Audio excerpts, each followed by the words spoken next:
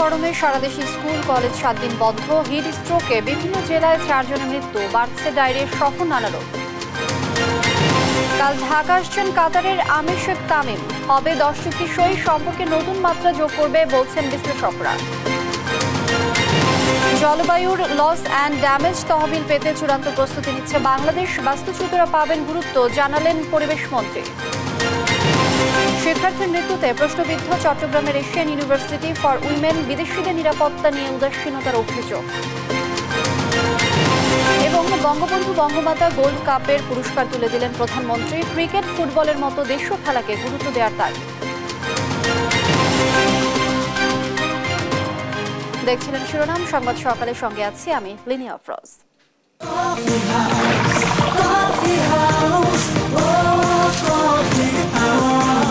Coffee house, প্রতি চুমুকে আড্ডা জমে। এবারে বিস্তারিত। তীব্র খরতাপে পুড়ছে দেশ। পরিস্থিতির ভয়াবহতায় 7 দিনের জন্য দেশের সব স্কুল কলেজ বন্ধ ঘোষণা করেছে শিক্ষা মন্ত্রণালয়। এদিকে আবহাওয়া অফিস বলছে আগামী 2-3 দিন তাপমাত্রা আরও বাড়তে পারে। হিট স্ট্রোক, ডায়রিয়া, পানি শূন্যতা সহ বিভিন্ন রোগে ভিড় বাড়ছে হাসপাতালে। হিট স্ট্রোকে ঢাকা, পাবনা, চুয়াডাঙ্গা ও গাজীপুরে মৃত্যু হয়েছে 4 জনের। এ অবস্থায় জরুরি প্রয়োজন ছাড়া শিশু ও বয়স্কদের বাড়ির বাইরে না যাওয়ার পরামর্শ দিয়েছেন স্বাস্থ্যমন্ত্রী। বিস্তারিত হাসান মাহমুদের প্রতিবেদনে। ভারতের পশ্চিমবঙ্গ, বিহার সহ বিভিন্ন রাজ্যে সৃষ্ট তাপপ্রবাহের কারণে রাজধানী ঢাকা সহ দক্ষিণ পশ্চিমাঞ্চলে বেড়ে চলছে তাপমাত্রা। তীব্র গরমে হাঁসফাঁস অবস্থা সাধারণ মানুষের। শনিবার এ মৌসুমের সর্বোচ্চ তাপমাত্রা 42.6 ডিগ্রি রেকর্ড করা হয়েছে যশোরে। আবহাওয়া অধিদপ্তরের তথ্য অনুযায়ী এটি অতি তীব্র তাপপ্রবাহ। এদিন ঢাকার তাপমাত্রা রেকর্ড করা হয়েছে 40.4 ডিগ্রি। বৈরী আবহাওয়ায় সবচেয়ে বেশি বিপাকে পড়েছেন নিম্ন আয়ের খেটে খাওয়া মানুষ। জীবিকার তাগিদে তীব্র রোদে কাজ করতে হচ্ছে তাদের। গরমে মানুষই করতে পারতেছে না, ক্লান্ত হয়ে যাচ্ছে, মাথা ঘুরে পড়ে যাচ্ছে। অ্যাক্টিভ মারলে ধরেন যে বসে থাকা নাচ্ছে, ধরেন যে যাত্রী নাই রোডে। প্রচন্ড রোদের কারণে পরাগরেণু ঝরে পড়ছে বোরো ধানের, ঝলসে যাচ্ছে গাছ। একদিকে গরম, অন্যদিকে লোডশেডিং এ অতিষ্ঠ হয়ে পড়েছেন সাধারণ মানুষ। রোদের তাপ অনেক বেশি, এতে মানুষের শারীরিক সমস্যা অনেক। আমার কালকে তো মনে করেন যে জ্বর। রোদের তাপ বেশি জন্য মনে করেন ঠান্ডা হাওয়া খাইতেছি, রোদের ভিতরে মনে করেন আমরা কাজ করতে যাইতে পারি না। আগামী কয়েকদিনে দেশের তাপমাত্রা আরো বাড়তে পারে বলে সতর্ক করেছে আবহাওয়া বিভাগ। সারা দেশে 3 দিনের হিট অ্যালার্ট জারি করেছে আবহাওয়া অধিদপ্তর। যদি বেশিরভাগ জায়গায় থাকে, বাংলাদেশে বেশিরভাগ জায়গায় তাপপ্রবাহ, আমার সেটা শুধু মৃদু না, মাঝারিও না, তীব্র হয়ে গেছে। যদি 42-এর বেশি উঠে সেটাকে আমরা অতি তীব্র বলবো, তখন সেটা আরো ডেঞ্জার পর্যায়ে চলে যাবে। এখন আমি যদি দেখি যে সামনের 2-3 দিন মোটামুটি এই অবস্থা থাকতে পারে, তো আমি একটা ওয়ার্নিং ইস্যু আমাকে করতে হয়। তীব্র গরমে সারা দেশের হাসপাতালে বাড়ছে হিট স্ট্রোক, ডায়রিয়া, পানি শূন্যতা সহ বিভিন্ন রোগীর সংখ্যা। এ অবস্থায় শিশু ও বয়স্কদের খুব প্রয়োজন ছাড়া বাড়ির বাহিরে না যাওয়ার আহ্বান জানিয়েছেন স্বাস্থ্যমন্ত্রী।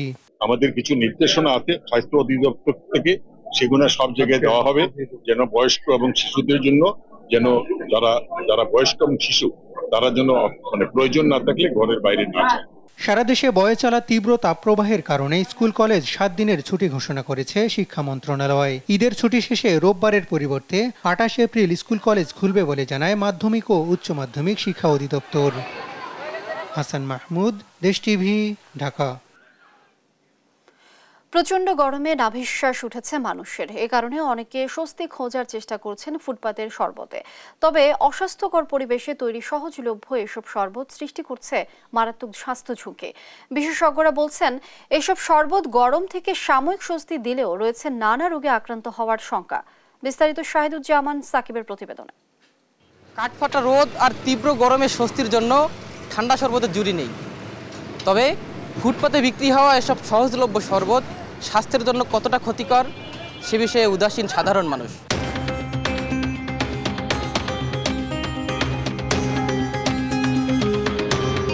ফুটপাতের এসব শরবত ঠান্ডা করতে ব্যবহৃত বরফ কতটা স্বাস্থ্যসম্মত সে বিষয়ে ধারণা নেই ক্রেতা বিক্রেতা কারোই। পথচারীরা বলছেন তীব্র গরমে তৃষ্ণা মেটাতে বাধ্য হয়েই পান করতে হচ্ছে এসব অস্বাস্থ্যকর শরবত। কারখানার থেকে আঙ্গুরে বরফ দেওয়া যায়, কোন থেকে এটাও জানি না, বরফটা দেওয়া যায়, আমরা বরফ ভালো জানি এটাই না। পানি দিয়ে কোন পানি দেওয়া তৈরি করে আমরা জানি না, কারখানা আমরা চিনি না। আমরা আনি মনে করেন বাইতুল মোকাররম উত্তর গেটে ওইখান থেকে আমরা কিনে আনি বলে দিই আমরা আজকের দিন বরফ ভালো বরফ, সেই জন্য আমরা ওই জায়গাটা আনি। প্রচন্ড গরমের কারণে খাইতেছি আর কারণ কিছু করার নাই, তারা কি দিতেছে এটা তারাই জানে, এটা আমি বলতে পারতেছি। বরফের জন্য মাছের টাকা একই কিনা সেটা আমার জানা নেই। বরফের কারখানায় গিয়ে দেখা যায় সম্পূর্ণ নোংরা ও অস্বাস্থ্যকর উপায়ে প্রস্তুত করা এসব বরফ একই সাথে পচনশীল দ্রব্য সংরক্ষণের কাজে ও শরবতে ব্যবহারের জন্য বিক্রি করা হচ্ছে। আমার বরফকে কোন কামে লাগায় হেইরা আমার দরকার নাই। ওই যে রিকশাওয়ালা নিয়ে গায়ের ভিতরে ডলতাছে, এটা কি আমার কইয়া নিতেছে? আরেকবারে গোস্তে মারতাছে, আরেকবারে মুরগি মারতাছে, আরেকজন নিয়ে বাসায় নিয়ে মনে করেন ইফতারি খাইতেছে, আরেকজন শরবত বেচতেছে, আবার দেখা গেছে আরেকজন আইয়া মনে করেন মানুষ মারা গেছে, জরুরি ব্যাপার, উনি লাশে ব্যবহার করতেছে। ফুটপাতে তৈরি হওয়া এসব শরবত পানে পানিবাহিত বিভিন্ন রোগ, টাইফয়েড, ডায়রিয়া, জন্ডিস হওয়ার পাশাপাশি ব্যাকটেরিয়া ও ভাইরাস ছড়িয়ে পড়তে পারে বলে সতর্ক করেন বিশেষজ্ঞরা। পানিগুলো পরিশোধিত না, বরফটাও ঠিক মতো পরিশোধিত পানি দিয়ে তৈরি করা না, যার ফলে এর মধ্যে পোকামাকড় বসতেছে, মাছি বসতেছে, তাতে করে মানে বহু ধরনের রোগ হওয়ার সম্ভাবনা। এই শরবত বা পানীয় বানানোর জন্য যে পানিটি ব্যবহার করা হয় এটি মোটেই নিরাপদ এবং সুপেয় নয়। যে বরফটি মেশানো হয় সেই বরফটিও কিন্তু মানুষের খাবার জন্য তৈরি করা হয় না, এটি ইন্ডাস্ট্রিয়াল ইউজ বা অন্য কাজে ব্যবহারের জন্য তৈরি করা হয়। এটিতেও নিরাপদ এবং সুপেয় পানি ব্যবহার করা হয় না। এছাড়া এই শরবতগুলোকে মিষ্টি করার জন্য চিনির বদলে বেশিরভাগ ক্ষেত্রেই ঘন চিনি নামে এক ধরনের রাসায়নিক ব্যবহার করা হয়, যেটিও শরীরের জন্য কোনো মতেই স্বাস্থ্যকর না। এভাবে সরাসরি ট্যাপের পানি দিয়ে তৈরি হওয়া বরফ সাধারণত ব্যবহৃত হয় মাছ সহ পচনশীল দ্রব্য সংরক্ষণে। তবে এই বরফ দিয়েই তৈরি হচ্ছে ঠান্ডা শরবত, যা মানবদেহে তৈরি করছে মারাত্মক স্বাস্থ্য ঝুঁকি। শাহিদুজ্জামান শাকিব, দেশ টিভি, ঢাকা। তীব্র গরমে বরগুনায় ভয়াবহ আকার ধারণ করছে ডায়রিয়ার প্রকোপ। আক্রান্ত অধিকাংশ নারী এবং শিশু। প্রতিদিনই হাসপাতালে বাড়ছে রোগীর চাপ। চিকিৎসক সংকটে ব্যাহত হচ্ছে সদর হাসপাতালের স্বাস্থ্যসেবা। বরগুনা থেকে রিয়াজ আহমেদ মুসার পাঠানো তথ্য ছবিতে ডেস্ক রিপোর্ট। বরগুনা জেলা সদর হাসপাতাল সহ উপজেলা হাসপাতালগুলোয় বেড়েছে ডায়রিয়া রোগী। শয্যা সংকটে রোগীদের ঠাঁই হয়েছে হাসপাতালের মেঝে ও বারান্দায়। গেল 15 দিনে 615 জন ডায়রিয়ায় আক্রান্ত হয়ে বরগুনা সদর হাসপাতালে চিকিৎসা নিয়েছেন। সবশেষ 24 ঘন্টায় ডায়রিয়ায় আক্রান্ত হয়ে বরগুনা সদর হাসপাতালে ভর্তি হয়েছেন 160 জন। বেশি রোগীর চাপে নানামুখী সংকটের কারণে স্বাস্থ্যকেন্দ্রগুলোয় সেবা নিতে এসে ভোগান্তিতে পড়েছেন রোগী ও স্বজনরা। বাচ্চার ছেলেনটুকুই পেয়েছি, এছাড়া যাবতীয় সবই আমার কেনা লাগছে। আর আমার মেয়ের জ্বর, বমি, পাতলা পায়খানা। রোগী এই বেড তো নাই, তারপরে ভিতরে আর বাইরে বারান্দায় মানে রোগীর জন্য হাঁটাও যায় না। এত গরমে রোগীর যে ফ্যানের প্রয়োজন, ফ্যান কেউ বাসা থেকে আনে, কেউ ক্রয় করে, এইভাবে চলতেছে। আইসা বেড পাওয়া যায় না, পরে ফ্যান নাই। উদ্বেগজনক হারে ডায়রিয়া রোগীর সংখ্যা বেড়ে যাওয়ায় চিকিৎসা সেবা দিতে হিমশিম খেতে হচ্ছে বলে জানান হাসপাতালের তত্ত্বাবধায়ক। বরগুনায় ডায়রিয়া এখন ব্যাপকভাবে ছড়িয়ে পড়েছে এবং এটা উদ্বেগজনক পরিস্থিতির মধ্যে আমরা আছি। এই মুহূর্তে 115 জন পেশেন্ট ইনডোরে ভর্তি আছে। স্যার আউটডোরও সবসময় ডায়রিয়ার পেশেন্ট প্রতিদিন আসছে। আমাদের ধারণ ক্ষমতার চেয়ে অনেক বেশি। আমাদের 250 বেডের হসপিটাল, 383 জন রোগী আজকে ভর্তি আছে এবং আমাদের পর্যাপ্ত স্যালাইন আছে। চিকিৎসার এসব কোনো সমস্যা নেই, কিন্তু রোগীর সংখ্যা বেশি থাকে আমাদের ডাক্তারদের কষ্ট হচ্ছে। প্রতিদিন বরগুনা সদর হাসপাতালে ডায়রিয়া রোগী সহ 1000-এরও বেশি রোগী চিকিৎসা নিতে আসেন। নিউজ ডেস্ক, দেশ টিভি। 2 দিনের সফরে সোমবার ঢাকায় আসছেন কাতারের আমির Sheikh Tamim bin Hamad Al Thani. তার সফরে জ্বালানি, জনশক্তি রপ্তানি, ব্যবসা বাণিজ্য বৃদ্ধি ও নিরাপত্তা সহযোগিতার বিষয়ে প্রায় 10টি চুক্তি ও সমঝোতার স্মারক সইয়ের প্রস্তুতি নিয়েছে পররাষ্ট্র মন্ত্রণালয়। এই সফরের মাধ্যমে দুদেশের সম্পর্কে নতুন দিগন্ত উন্মোচন হবে বলে মনে করছেন বিশ্লেষকরা। আজিজুর রহমান কিরণের রিপোর্ট। উত্তপ্ত মধ্যপ্রাচ্য পরিস্থিতি সহ বিশ্ব রাজনীতির জটিল সমীকরণের মুহূর্তে তাৎপর্যপূর্ণ এক সফরে ঢাকা আসছেন কাতারের আমির Sheikh Tamim bin Hamad Al Thani. 20 বছর পর কাতারে কোনো আমিরের আগমনকে বেশ গুরুত্বের সঙ্গে বিবেচনা করছে বাংলাদেশ। পররাষ্ট্র মন্ত্রণালয়ের সূত্রে জানা গেছে, ঢাকা সফরকালে কাতারের আমিরের সঙ্গে প্রধানমন্ত্রী শেখ হাসিনার আনুষ্ঠানিক বৈঠকের পর দুই দেশের মধ্যে জ্বালানি, জনশক্তি রপ্তানি, ব্যবসা ও বাণিজ্য বৃদ্ধি ও নিরাপত্তা সহযোগিতার বিষয়ে 10টি চুক্তি ও সমঝোতা স্মারক সইয়ের প্রস্তুতি নেওয়া হয়েছে। বিশ্লেষকরা বলছেন, গালফ কোঅপারেশন কাউন্সিল বা জিসিসিভুক্ত দেশগুলোর মধ্যে রাজনৈতিক ও অর্থনৈতিকভাবে শক্তিশালী কাতারের শীর্ষ নেতার এই সফর দুদেশের মধ্যে রাজনৈতিক সহযোগিতা প্রেক্ষাপটে আনতে পারে নতুন মাত্রা। আলোচনায় প্রাধান্য পাবে মধ্যপ্রাচ্য পরিস্থিতিও। মধ্যপ্রাচ্যের দেশগুলোতে প্রতিটি দেশে আমাদের বিরাট স্বার্থ আছে। তাদের সব চিন্তা ধারণা, ধ্যান ধারণার সাথে, চিন্তা ভাবনার সাথে হয়তো আমাদের মিল অনেক ক্ষেত্রে নেই। তাতে আমাদের কিছু আসে যায় না। তারা নিজেদের পথে চলবেন, আমরা আমাদের পথে চলবো, কিন্তু আমাদের স্বার্থ আছে প্রত্যেক জায়গাতে, তাদেরও স্বার্থ আছে। বাণিজ্যিক সম্পর্কের একটি জায়গা দেখার বিষয় আছে, সেটি একটি দিক। আর একটি হচ্ছে যে আমরা যদি শ্রমবাজারের কথা চিন্তা করি, মধ্যপ্রাচ্যে চলমান সংকটে শ্রমবাজার সুরক্ষিত রাখা সহ বিভিন্ন বিষয়ে সম্পর্ক উন্নয়নে এই সফরকে অনন্য উচ্চতায় নেবে বলে মনে করছেন বিশ্লেষকরা। এটা যদি কোনো একটা ব্যবস্থা করা যায় যে ঠিক ওই কফিলের মাধ্যমে গিয়ে তার যেখানে ইচ্ছা সেখানে তিনি তাকে দিলেন কাজে, এরকম না করে যদি সরাসরি কিছু নিয়োগের ব্যবস্থা করা যায়, যেখানে আসলেই হয়তো ইংরেজি জানার খুব বেশি প্রয়োজনও নেই, তাহলে কিন্তু এটা বিরাট উপকার হতে পারতো কর্মীদেরও এবং আমাদের রেমিটেন্সের পরিমাণও বাড়তে পারত। মধ্যপ্রাচ্যের বিভিন্ন দেশগুলোর মধ্যে শ্রম অভিবাসন বা বিশেষ করে অন্য দেশ থেকে আসা শ্রমিকদের অধিকার রক্ষার ক্ষেত্রে বেশ কিছু আইন নীতিমালা তারা প্রণয়ন করেছে, যেগুলো দৃষ্টান্তমূলক। তো সেই জায়গা থেকে এক ধরনের মেসেজ হতে পারে যে বাংলাদেশের যে শ্রমিকরা বিদেশে গিয়ে, বিশেষ করে কাতারে গিয়ে কাজ করার কথা ভাবছে, তাদেরকে আশ্বস্ত করা সরকারের মাধ্যমে যেন সেই শ্রমবাজারটা সংকুচিত না হয়। মার্চে কাতারের সঙ্গে যে প্রতিরক্ষা সহযোগিতার সমঝোতা স্মারক স্বাক্ষর হয়েছে, তার আলোকে বাংলাদেশের প্রতিরক্ষা বাহিনীর সদস্যদের কাতারে কাজ করার বিষয়ে আসতে পারে গুরুত্বপূর্ণ সিদ্ধান্ত। আজিজুর রহমান কিরণ, দেশ টিভি, ঢাকা। জলবায়ু লস অ্যান্ড ড্যামেজ ফান্ড পেতে সব প্রস্তুতি সম্পন্ন হবে জুনের মধ্যে। আবেদনে জলবায়ু পরিবর্তনের ফলে বাস্তুচ্যুত জনগোষ্ঠী গুরুত্ব পাবে বলে জানিয়েছেন পরিবেশ মন্ত্রী সাবের হোসেন চৌধুরী। আর বাংলাদেশকে ক্ষতিগ্রস্ত দেশের তালিকায় প্রথমে রাখতে বিজ্ঞান ভিত্তিক তথ্য উপাত্ত দিয়ে আবেদনের পরামর্শ দিয়েছেন বিশেষজ্ঞরা। বিস্তারিত নিয়াজ মোর্শেদের প্রতিবেদনে। নোয়াখালীর হাতিয়ায় বাড়ি ছিল ইমরান হাসানের। 2009 সালে ঘূর্ণিঝড় আইলায় বাবাকে হারানোর পর মাকে নিয়ে যান বেগমগঞ্জে। বাড়িটাও চলে গিয়েছিল ভাঙনে। মা গার্মেন্টসে চাকরি নেয় আর নিজে শিশু শ্রমের মাধ্যমে পড়াশোনা চালিয়ে যান। 2009 সাইক্লোন আইলাতে গিয়ে বাবা মারা যায় এবং আমার ফ্যামিলি সব মাইগ্রেন্ট করে চলে আসি শহরে। তখন দেখেছি যে আমি কন্টিনিউয়াসলি যে আমার ফ্যামিলি কষ্ট করতেছে। মাইগ্রেন্ট করার পরে মানুষের লাইভলিহুড থেকে শুরু করে জীবনযাত্রার মান, তারপর বাসস্থান এবং শিক্ষা, স্বাস্থ্য সবকিছুই হুমকি স্বরূপ হয়ে যায়। ইমরান এখন কাজ করছেন জলবায়ু যোদ্ধা হিসেবে। নিজের ক্ষতির ন্যায্যতা ফিরে পেতে অংশ নিয়েছেন 2টি জলবায়ু সম্মেলনে। ইমরান এবার খুশি, কারণ লস অ্যান্ড ড্যামেজ ফান্ড তৈরি হয়েছে এবারের সম্মেলনে। সাফার হচ্ছে, তাদের জন্য কি কাজ করা যায়, আমি ভলেন্টারি কাজ শুরু করি। আর এই ফান্ড পেতে ক্ষতিগ্রস্ত দেশ হিসেবে বাংলাদেশ জুনের মধ্যেই আবেদনের চূড়ান্ত প্রস্তুতি সম্পন্ন করবেন বলে জানান পরিবেশ মন্ত্রী সাবের হোসেন চৌধুরী। আমরা আবেদন করার জন্য প্রস্তুতিটা আমরা একটা চূড়ান্ত পর্যায়ে নিয়ে যাব, কারণ লস অ্যান্ড ড্যামেজ যে তহবিল গঠন করা হয়েছে সেটা হয়তো এই বছরের শেষের দিকে সেটা চালু হবে, মানে আবেদন তারা গ্রহণ করবে। তো আমাদের লক্ষ্য হচ্ছে যে আবেদন যখন তারা গ্রহণ করে তখন বাংলাদেশ যেন প্রথম দেশগুলোর একটা অন্যতম হয়। আবেদনের জলবায়ু পরিবর্তনের কারণে বাস্তুচ্যুত জনগোষ্ঠীর বিষয়টি বেশি গুরুত্ব পাবে বলেও জানান তিনি।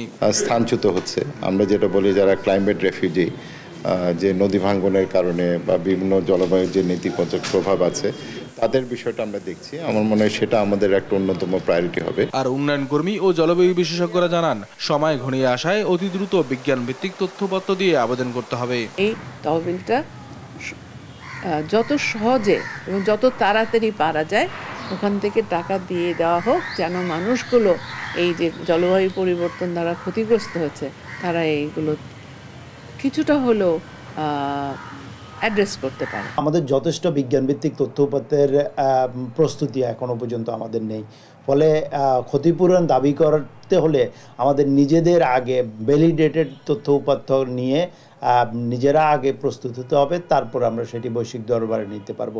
আগামী জলবায়ু সম্মেলনের আগেই সব প্রস্তুতি সম্পন্ন করার আহ্বান জানান বিশেষজ্ঞরা।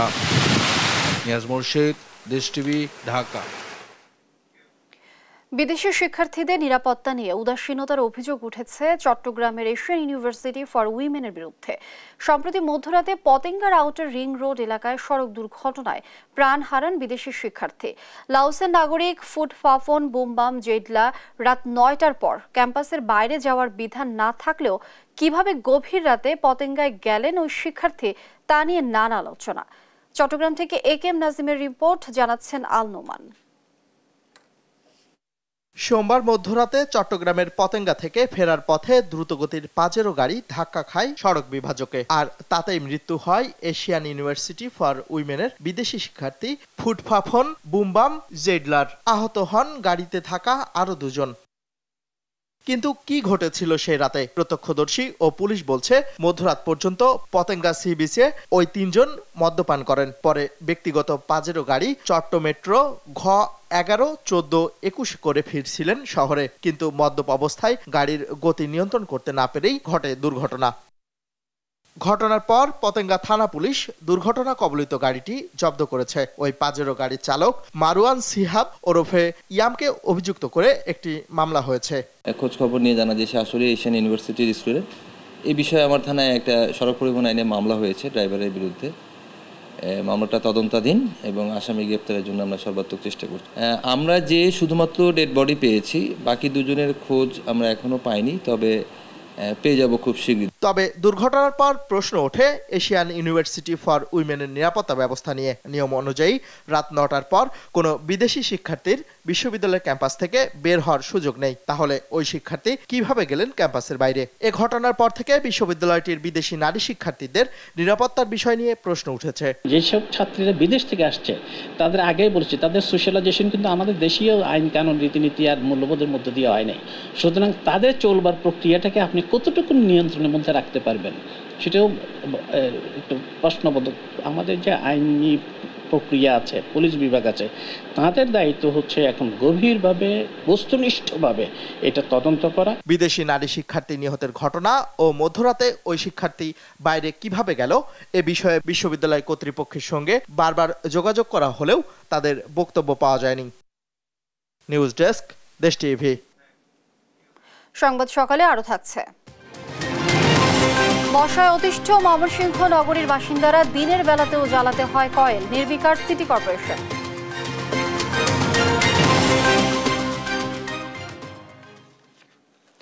ফুটবল ক্রিকেটের মতো দেশীয় খেলাকে গুরুত্ব দেওয়ার তাগিদ দিয়েছেন প্রধানমন্ত্রী শেখ হাসিনা। শনিবার বিকেলে রাজধানীর আর্মি স্টেডিয়ামে Bangabandhu Bangamata gold cup football টুর্নামেন্টে বিজয়ীদের মাঝে পুরস্কার বিতরণীতে এ কথা বলেন তিনি। জানান, আওয়ামী লীগ যখনই ক্ষমতায় এসেছে খেলাধুলাকে উৎসাহিত করেছে। বিস্তারিত শামীমা আক্তারের রিপোর্টে জানাচ্ছেন জুবাইর রাজিন। রাজধানীর আর্মি স্টেডিয়ামে বঙ্গমাতা গোল্ড কাপ প্রাথমিক বিদ্যালয় ফুটবল টুর্নামেন্টের 11তম আসরের ফাইনাল। খেলা উপভোগে স্টেডিয়ামের দর্শক গ্যালারিতে খোদ প্রধানমন্ত্রী শেখ হাসিনা। 50 মিনিট খেলা হওয়ার কথা থাকলেও গরমে ম্যাচের সময় 10 মিনিট কমানো হয়। ব্রাহ্মণবাড়িয়ার বাঞ্ছারামপুর মডেল সরকারি প্রাথমিক বিদ্যালয়কে 3 গোলে হারিয়ে বঙ্গমাতা গোল্ড কাপে শিরোপা ছিনিয়ে নেয় লালমনিরহাটের পাটগ্রামের টেপুরগাড়ি বিকে সরকারি প্রাথমিক বিদ্যালয়। সেনাবাহিনী প্রধান এবং মাননীয় যুব সকালে একই মাঠে রংপুরের মিঠাপুকুরের তামিলগঞ্জ সরকারি প্রাথমিক বিদ্যালয়কে 2-1 গোলে হারিয়ে বঙ্গবন্ধু গোল্ড কাপের শিরোপা জেতে জামালপুরের মাদারগঞ্জের চরগোলাবাড়ি সরকারি প্রাথমিক বিদ্যালয়। চ্যাম্পিয়ন ও রানার্স আপ দল এবং সেরা খেলোয়াড়দের হাতে পুরস্কার তুলে দেন প্রধানমন্ত্রী শেখ হাসিনা। বলেন, আওয়ামী লীগ যখনই সরকারে এসেছে ছেলে মেয়েদের খেলাধুলায় উৎসাহিত করেছে। আমি যখনই সরকার এসেছি তখনই আমি চেষ্টা করেছি খেলাধুলার প্রতি আমাদের ছেলে মেয়েদের আরও বেশি অনুরাগী করতে। কারণ খেলাধুলা মানুষের শারীরিক মানসিক শক্তি দেয়, ডিসিপ্লিন শেখায়, আনুগত্য শেখায় এবং সেই সাথে সাথে দেশপ্রেমে উদ্বুদ্ধ হয়। আজকে আমাদের এই খেলাধুলার মধ্য দিয়েই আমরা দেশকে এগিয়ে নিয়ে যেতে পারি, সারা বিশ্বের কাছে পরিচিত করতে পারি। দেশীয় খেলায়ও গুরুত্ব দেওয়ার তাগিদ দেন সরকার প্রধান। বলেন, এর মাধ্যমেই ছেলে মেয়েদের মেধা আরও বিকশিত হবে। আমাদের খেলাধুলায় আমাদের ছেলেমেয়েরা যেন আরও বেশি আগ্রহ হয়, আরও বেশি আগ্রহী হয়ে অংশগ্রহণ করে। আমাদের দেশীয় খেলাগুলিকেও সমানভাবে সুযোগ দিতে হবে, কারণ দেশীয় খেলাগুলির মধ্য দিয়েই আমাদের ছেলে মেয়েদের আরও মেধা বিকাশের সুযোগ হবে। সব উপজেলায় আওয়ামী লীগ সরকার খেলাধুলার ব্যবস্থা করেছে বলেও জানান প্রধানমন্ত্রী। প্রত্যেকটা উপজেলায় খেলাধুলার জন্য একটা সুযোগ সৃষ্টি হয় সেই ব্যবস্থাটা আমরা করেছি। জুবায়ের রাজিন, দেশ টিভি, ঢাকা। সাতক্ষীরার টাউন হাই স্কুল গণহত্যা দিবস আজ। ৭১-এর এই দিনে ৪ শতাধিক নিরস্ত্র নারী, পুরুষ ও শিশুকে হত্যা করে পাকিস্তানি হানাদার বাহিনী। নানা আয়োজনে দিনটি পালন করছে সাতক্ষীরাবাসী। এই বিষয়ে জানাতে সরাসরি যুক্ত হচ্ছেন সহকর্মী শরীফুল্লাহ কায়সার সুমন যুক্ত হচ্ছেন আমাদের সঙ্গে। সুমন, গণহত্যা দিবসের কার্যক্রম নিয়ে বিস্তারিত জানাবেন আমাদের। লিনিয়া ২১শে এপ্রিল ইতিহাসের এক নির্মম হত্যাযজ্ঞের এই দিন। ১৯৭১-এ যখন সাধারণ মানুষ, বিশেষ করে হিন্দু, সংখ্যালঘু সহ নিরস্ত্র নিরীহ যে সাধারণ মানুষ যারা ভারতে শরণার্থী হয়ে চলে যাচ্ছিলেন একটু জীবন রক্ষার তাগিদে, সেই মানুষদেরকে নির্বিচারে পাষণ্ডের মতো করে নৃশংসভাবে হত্যাযজ্ঞ চালায় পাক হানাদার বাহিনীর হায়েনারা। সেই তাদের স্মরণে আজকে ছোট্ট ছোট্ট শিশুরা আজকে শোনাচ্ছে দেশের গান। এখানে সমবেত হয়েছে বিশিষ্ট রাজনীতিক, শিক্ষক, আইনজীবী সহ সর্বস্তরের মানুষ। তারা আজকে এই দাবি তুলেছে যে অবিলম্বে এই বধ্যভূমি সংরক্ষণ করতে হবে। তারা দাবি তুলেছে শহীদ স্মৃতিসৌধ যে জেলায় নেই, এটি কলঙ্কিত ব্যাপার, এই জেলাতে শহীদ স্মৃতিসৌধ নির্মাণ করতে হবে।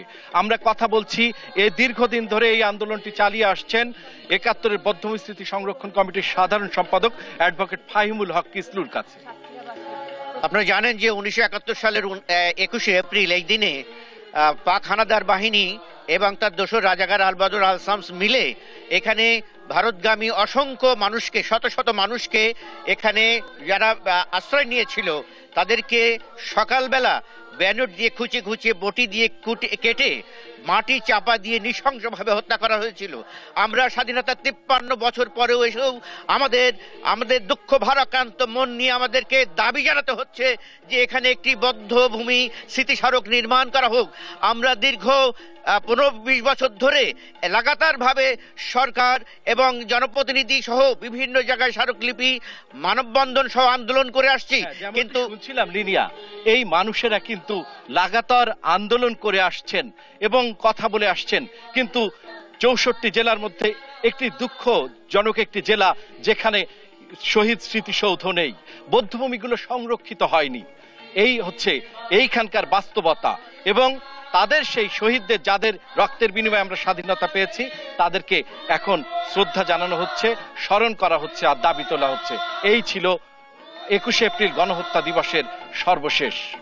সুমন, অসংখ্য ধন্যবাদ আপনাকে। দর্শক, সাতক্ষীরা টাউন হাই স্কুলে গণহত্যা দিবস আজ, এই বিষয়ে বিস্তারিত জানছিলাম সহকর্মী সুমনের কাছ থেকে। আগুনে বা অ্যাসিডে পোড়া, আঘাত বা জন্মগত বিকলাঙ্গ রোগীদের রিকনস্ট্রাকটিভ বা প্লাস্টিক সার্জারির মাধ্যমে সুস্থ করে তুলছেন হাঙ্গেরির একদল চিকিৎসক। সিরাজগঞ্জ কামারখন্দের খোকন মেমোরিয়াল হাসপাতালে বিনামূল্যে অপারেশনের মাধ্যমে চিকিৎসা পেয়ে খুশি রোগী ও স্বজনরা। আর আয়োজকরা বলছেন দরিদ্র রোগীদের মুখে হাসি ফোটাতে প্রতি বছর বিনামূল্যে চিকিৎসার ব্যবস্থা নেওয়া হচ্ছে। সিরাজগঞ্জ প্রতিনিধি সাইম উদ্দিনের প্রতিবেদন। হাঙ্গেরি থেকে সিরাজগঞ্জে এসেছে একদল চিকিৎসক। আগুনে বা অ্যাসিডে পোড়া, জন্মগত বিকৃত বা বিকলাঙ্গদের বিনামূল্যে চিকিৎসা দিচ্ছেন তারা। আগামী ২৭ এপ্রিল পর্যন্ত হাঙ্গেরির বিখ্যাত প্লাস্টিক সার্জন ডাক্তার প্রেক পাতাকির নেতৃত্বে চিকিৎসা চলবে সিরাজগঞ্জের কামারখন্দের খোকন মেমোরিয়াল হসপিটালে। রোগী এবং রোগীর অভিভাবকেরা জানান বিশেষজ্ঞ চিকিৎসকদের দ্বারা এখানে বিনামূল্যে চিকিৎসা পাওয়ায় খুশি তারা। বাহিরের ডাক্তার অনেক ভালো, অনেক সুচিকিৎসা চলতেছে এবং কি পরিবেশটাও সুন্দর আছে, আমাদের খুব ভালো লাগছে, বাচ্চাও সুস্থ আছে। সম্পূর্ণ চিকিৎসা বিনামূল্যে, তো সেই জন্য এই খোকন মেমোরিয়াল হসপিটালে আমি এসে চিকিৎসা করাই। বর্তমান আমি আগের চেয়ে অনেক ভালো। হাঙ্গেরির ১২ জন বিশেষজ্ঞ সার্জনের সাথে দেশের ১০ জন সার্জন মিলে প্রতিদিনই রোগীদের অপারেশন করা হচ্ছে। রেজিস্ট্রেশনকৃত সকল রোগীকে চিকিৎসা দেওয়ার চেষ্টা করবেন, বিশেষ করে শিশুদের এখানে প্রাধান্য দেওয়া হবে বলে জানান হাঙ্গেরির চিকিৎসক দলের প্রধান। It's mainly on burn patients, especially children's burns with also with congenital malformations. We are trying to help the local community and we enjoy a great hospitality here from the locals. আয়োজকরা জানান national heart ফাউন্ডেশনের তত্ত্বাবধানে বাংলাদেশ দরিদ্র রোগীদের জন্য তারা বিনামূল্যে চিকিৎসা সেবা প্রদান করছে। প্রতি বছর তারা বাংলাদেশে এসে দরিদ্র রোগীদের বিনামূল্যে চিকিৎসা প্রদান করবে। এ পর্যন্ত প্রায় 200 রোগী এনলিস্টেড হয়েছে, আজকে থেকে অপারেশন করা শুরু করেছে এবং আজকে 9টি অপারেশন করেছে। আগামী 2 সপ্তাহ তারা থাকবে এবং আমরা আশা করছি শতাধিক রোগীর তারা অপারেশন করবে এবং কয়েকশো রোগী তারা চিকিৎসা সেবা প্রদান করবে। এগুলো সম্পূর্ণ তারা বিনামূল্যে করছে। এবছর শতাধিক রোগীকে চিকিৎসা সেবা প্রদান করবে হাঙ্গেরির চিকিৎসক দল। নিউজ ডেস্ক, দেশ টিভি। সংবাদ সকালে আরো যা থাকছে। সমালোচনা সত্ত্বেও মার্কিন প্রতিনিধি পরিষদে ইসরায়েল ইউক্রেনকে সামরিক ও মানবিক সহায়তা বিল পাস এখন যাবে সিনেটে। ময়মনসিংহ নগরীতে ছড়িয়ে ছিটিয়ে থাকা আবর্জনা আর অপরিচ্ছন্ন ডোবা নালায় বাড়ছে মশা উপদ্রব। দিনের বেলাতেও কয়েল জ্বালানো, জানালা বন্ধ রাখা ছাড়া বাসা অফিসে টেকা দেয়। এ নিয়ে সিটি কর্পোরেশনের জোর তৎপরতা দেখা না গেলেও নিজেরাই বাড়ির চারপাশ পরিষ্কার করে ওষুধ ছিটাচ্ছেন।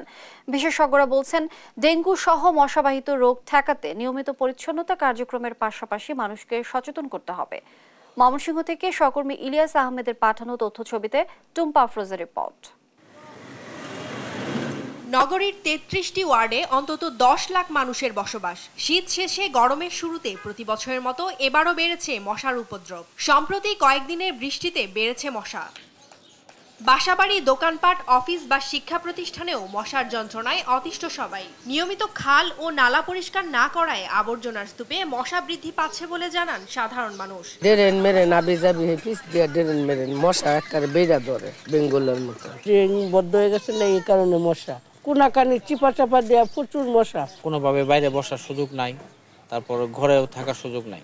সন্ধ্যার পর তো একবার অসহ্য। সিটি কর্পোরেশন থেকে মানে আমি এখানে 2 বছর আছি, তো একদিনে 2 দিন আসছিল। কয়েলের অনেক দাম, যে কারণে অনেকে তো কয়েলও বেশি ব্যবহার করতে পারে না। মশার উপদ্রব না কমায় ছিটানো ঔষধের কার্যকারিতা নিয়ে প্রশ্ন তুলেছেন নাগরিক নেতাকর্মীরা। এদিকে বিশেষজ্ঞরা বলছেন, শুধু ঔষধ প্রয়োগে নয়, ডেঙ্গু প্রতিরোধে বাড়াতে হবে মানুষের সচেতনতা। ধোয়াটা কতটুকু কার্যকর, এর ভিতরে যে ঔষধটা প্রয়োগ করার কথা, এইটার গুণগত মান কি, এটা এমন মনে সিটি কর্পোরেশন কর্তৃপক্ষ আরেকটু তদারকি দেখভাল করে নাগরিকদের উপদ্রব থেকে বাঁচানোর উদ্যোগ নেওয়াটার জন্য আমি আহ্বান জানাচ্ছি। ডেঙ্গু মশার বিস্তার এটি থামানো সম্ভব হচ্ছে না। আমাদের পরিবেশের ব্যাপারেও সচেতন হতে হবে। আমাদের এই যে তাপমাত্রা বেড়ে যাচ্ছে, এটির ফলাফল আমরা সরাসরি পেতে শুরু করেছি। এই বিষয়গুলো আমাদের জন্য খুবই ভয়াবহ। আর সেই সাথে সাথে আমাদের স্বাস্থ্যগতভাবে বেশি সচেতন হতে হবে, যাতে করে ডেঙ্গুতে আক্রান্ত হলেও যেন আমাদের মধ্যে সেই প্রতিরোধ করার সক্ষমতাটি থাকে। নগরীতে ডেঙ্গু প্রতিরোধ এবং মশা নিয়ন্ত্রণে সরকারের নির্দেশনা অনুযায়ী ওয়ার্ডগুলোতে লার্ভিসাইড এবং অ্যাডাল্টিসাইড ওষুধের পাশাপাশি সচেতনতা কার্যক্রম অব্যাহত রয়েছে বলে জানান সিটি কর্পোরেশনের স্বাস্থ্য বিভাগ। জনগণকে সচেতন করার লক্ষ্যে আমাদের স্বাস্থ্যকর্মীদের মাধ্যমে প্রত্যেক বাড়িতে বাড়িতে লিফলেট পৌঁছে দিচ্ছি এবং জনগণকে সচেতন করার জন্য কাজ করছি।